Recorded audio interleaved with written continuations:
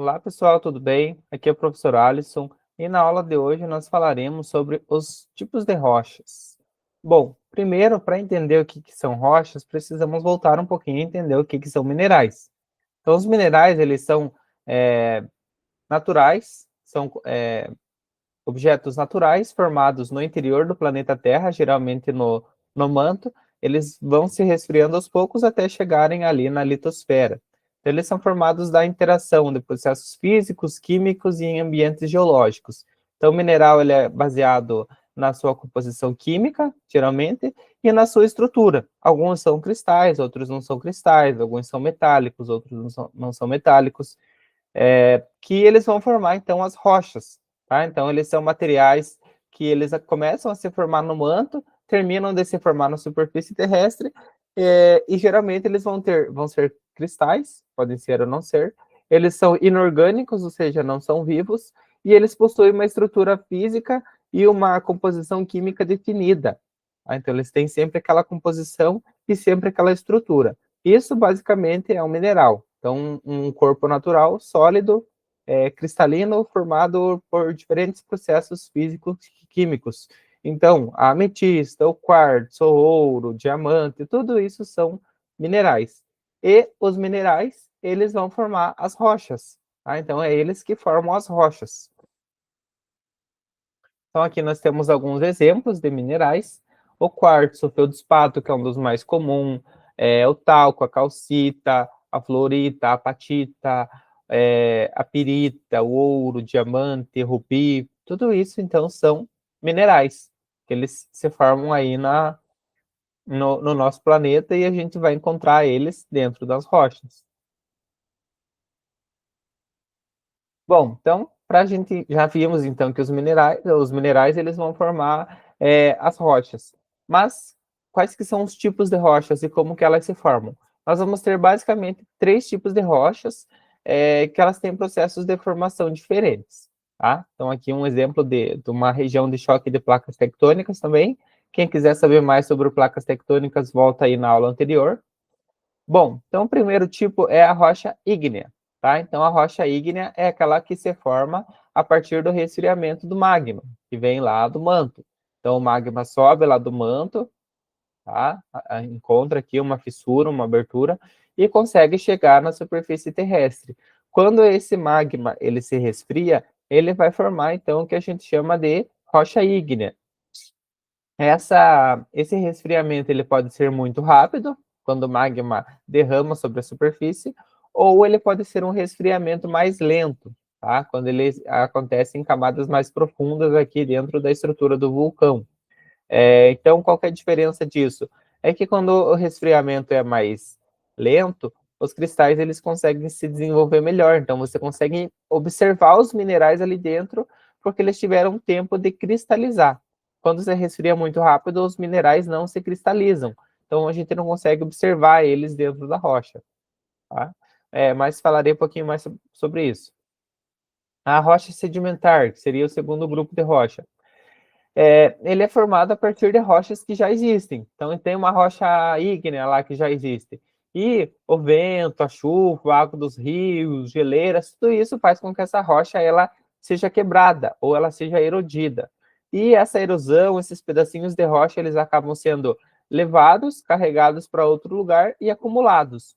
Esse acúmulo desses sedimentos fazem com que nós tenhamos o segundo grupo de rochas, que são as rochas sedimentares. Por exemplo, o arenito, formado ali a partir da areia. E por último, nós temos o terceiro grupo de rochas, que são as rochas metamórficas. Então, quando as rochas elas estão submetidas a muita pressão e muita temperatura, ou seja, com movimentação ali de placas tectônicas, tudo, essas rochas elas acabam sendo empurradas para profundidades maiores e acaba ficando muita pressão em cima delas, a temperatura começa a aumentar. E esse aumento da pressão e da temperatura faz com que elas se recristalizem, ou seja, elas mudem a sua estrutura física, formando rochas mais resistentes, que são as rochas metamórficas. Tá? Então, tem que ter um aumento da pressão e da temperatura, passa por esse processo chamado metamorfismo e cria-se uma nova rocha, que é a rocha metamórfica. Um exemplo aqui seria o gneiss. Então, um exemplo aqui para nós de rocha metamórfica. Bom, então voltar um pouquinho e falar sobre as rochas ígneas, tá? Agora vamos falar um pouquinho sobre cada uma delas. Então, as rochas ígneas ou rochas magmáticas, tá? Pode ser chamada pelas duas formas, forma-se pela cristalização do magma, ou seja, pelo resfriamento do magma. Então, o magma é um, é um fluido, digamos assim, pode ser mais pastoso ou não. É basicamente uma massa de rocha fundida, que vem lá do interior, lá do núcleo, e acaba chegando lá à superfície de alguma forma, geralmente por alguma quebra, alguma falha que nós tenhamos ali na placa tectônica, um vulcão. Bom, então a temperatura para que as rochas elas fiquem assim derretidas precisa ser de mais de 700 graus. Então, quando o magma vai se resfriando, as rochas ígneas vão se formando. Então, como eu já falei, o resfriamento ele pode acontecer na superfície ou ele pode acontecer abaixo da superfície. Quando ele é abaixo da superfície e ele demora assim um resfriamento bem lento, é chamado de plutonismo ou rochas ígneas plutônicas. E quando a rocha, quando o magma ele se resfria na superfície, quando o vulcão entra em erupção e derrama aquele magma, ele escorre lá sobre o solo, é chamado de vulcanismo, né? Que tem a ver com o vulcão. Então, o vulcão espelha aquele magma, que daí agora vai ser chamado de lava, e essa lava se resfria. Vai formar a rocha ígnea também, mas é uma rocha ígnea vulcânica, tá? Bom, então, como eu falei para vocês, dessa profundidade que as rochas ígneas se formam, a gente pode dividir elas em três tipos, tá? As rochas vulcânicas ou extrusivas, ou seja, que se formam para fora, quando o vulcão entra em erupção e joga o magma, ele se resfria, é chamada então de rocha vulcânica ou extrusiva. Então, a cristalização, né, ou o resfriamento acontece na superfície.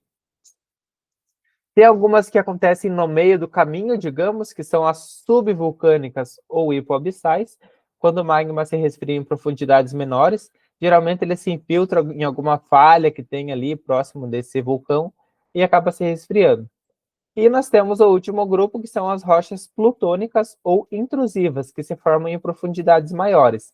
Então, esse resfriamento ele vai se dar muito lento, tá? Porque o magma está subindo devagar e ele acaba se resfriando ainda dentro do vulcão.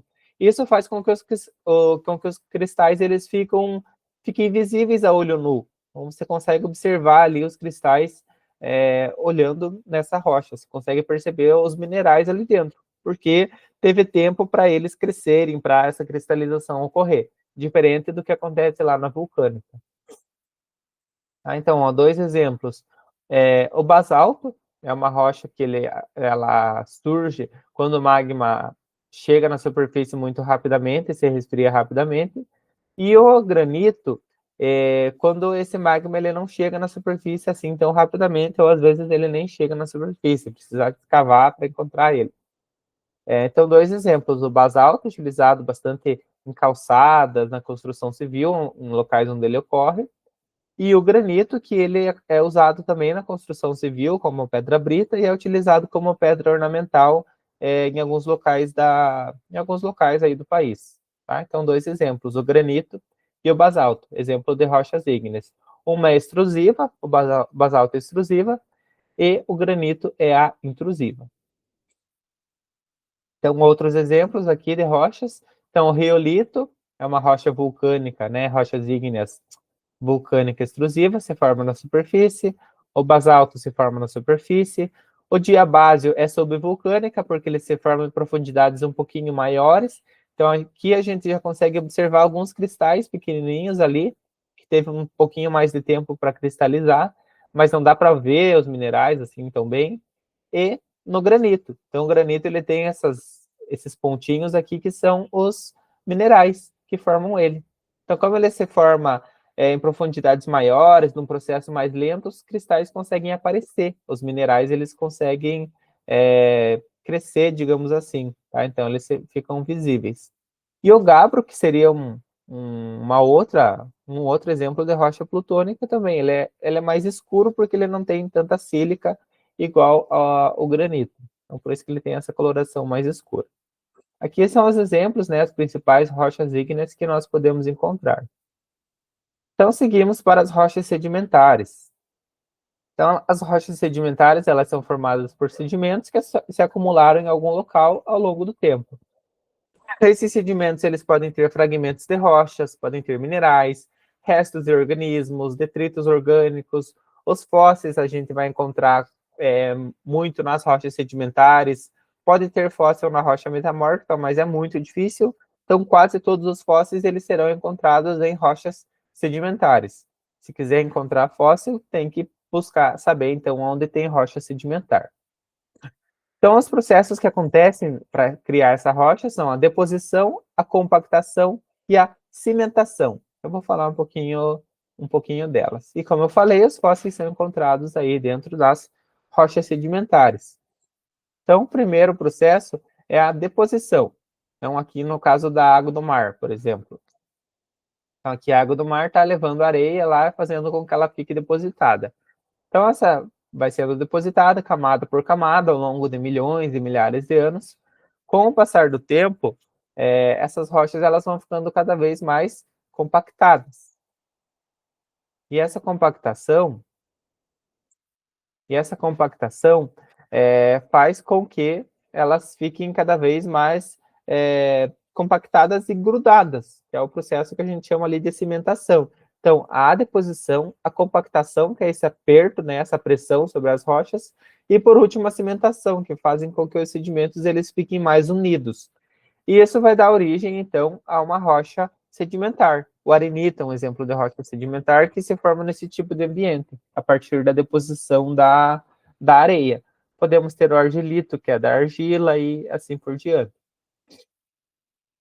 Então, os agentes aí que fazem esse desgaste das rochas, essa retirada dos sedimentos.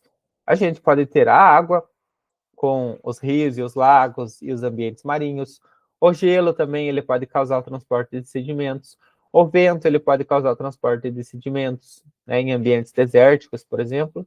E a gravidade também, né, com fluxos de massas, com água da chuva, vento, tudo pode estar aliado à gravidade e fazer com que nós tenhamos também esses processos de carregamento de sedimentos para outros locais que vão dar origem às rochas sedimentares. Ó, exemplos aqui de rochas sedimentares. O conglomerado.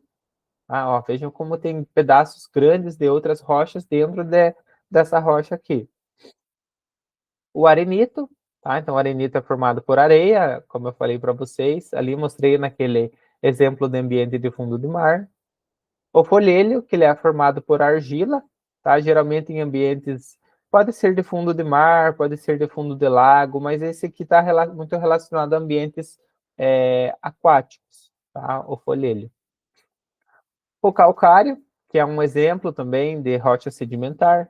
O carvão, então o carvão mineral é um exemplo de rocha sedimentar, que é aquele mesmo carvão lá que foi utilizado na Revolução Industrial, que alguns países utilizam bastante ainda nas suas indústrias, como a China, é o carvão mineral. Então ele é formado por muita matéria orgânica, por isso que ele tem esse aspecto mais escuro e por isso que eles conseguem queimar esse tipo de material. Se colocar no fogo, ele vai pegar fogo porque ele tem muita matéria orgânica, muito resto de planta, resto de animais e tudo que foram parar nesse processo de formação dessa rocha. O petróleo também ele vai se formar em nesses ambientes de rochas sedimentares. Então, se quiser encontrar o petróleo, vai ter que buscar nesses ambientes. E, por último, nós temos as rochas metamórficas. Então, a rocha metamórfica, ela existe quando existe uma outra rocha antes. Então, para ter uma rocha metamórfica, precisa ter uma rocha pré-existente, que pode ser uma outra rocha metamórfica, pode ser uma rocha sedimentar, ou pode ser uma rocha ígnea. Então, quando essa rocha ela vai sendo levada de alguma forma, ela vai parar em um ambiente onde tenha muita pressão e muita temperatura, ela começa a mudar a sua estrutura. Então, ela começa a esquentar, ela começa a se tornar mais pastosa e ela recristaliza. E isso faz com que ela se torne, então, uma outra rocha. Então, essas mudanças, elas estão relacionadas ao aumento da pressão, seja muito peso ali em cima dela, aumento da temperatura, então a temperatura ela vai ficar entre 200 a 700 graus, Se passar de 700 graus, acontece o quê? A rocha derrete e volta a ser magma. Aí já não é rocha metamórfica mais. Então, essa temperatura fica entre 200 e 700 graus e faz com que esses minerais que estão dentro da rocha se recristalizem em novos minerais, formando novas estruturas, novas texturas, fazendo com que nós tenhamos, então, uma outra rocha, que é a rocha metamórfica. Então, esse aumento da pressão, da temperatura, faz com que nós tenhamos outra rocha. Um exemplo aqui para vocês é o quartzito. Então, o quartzito ele é formado quando o arenito ele passa pelo processo de metamorfismo. Então, nós aqui era um arenito, aqui era um arenito, que passou por um aumento de pressão e de temperatura, ou seja, os minerais ali se recristalizaram, essa rocha ela ficou muito mais dura, muito mais resistente, formando o quartzito. Outro exemplo é o gneiss, que ele pode ser formado por granitos, por exemplo, ou por outras rochas. Nós temos o xisto, que ele vai passando por um processo de metamorfismo. Nós temos a ardósia, que é muito utilizada como pedra ornamental, na construção civil, na decoração. E o mármore. O mármore é formado do calcário. Então, o calcário, quando ele passa, que é uma rocha sedimentar, quando ele passa por um processo de metamorfismo, que é o aumento da pressão e da temperatura, ele se transforma, então, em um mármore. Tá? Então, o mármore aqui é formado pelo metamorfismo do calcário. Então, as pessoas geralmente confundem o granito com o mármore, chamam um pelo outro, mas não é. Tá? O granito é uma rocha ígnea plutônica, que se forma lá do resfriamento lento do magma, enquanto o mármore ele se forma a partir do metamorfismo do calcário. Então, vejam que são processos de formação bem diferentes. E quando esse metamorfismo ele aumenta muito, ou seja, a rocha ela esquenta demais, passa lá dos 700 graus, ela derrete e volta a ser magma. E daí esse magma volta lá para o manto e vai sair em algum outro vulcão, formando de novo uma rocha ígnea, começando o processo de novo. Isso aqui pode ser chamado de ciclo também, um processo cíclico, que é o ciclo das rochas. Tá? Então, ela sai lá do vulcão, se transforma numa rocha ígnea, pode se transformar numa rocha sedimentar, que pode virar uma rocha metamórfica, que pode voltar para o manto e depois volta lá por algum vulcão. Então, isso é o ciclo das rochas. Bom, pessoal, então, esses aqui são os 3 tipos de rocha. Não vou dar tantos assim exemplos, só mostrei os principais, mas vocês podem buscar também outros tipos aí de rochas ígneas, sedimentares e metamórficas, mostrei os principais. E por hoje é isso. Agradeço a atenção de vocês e também espero vocês para a nossa próxima aula. Até mais.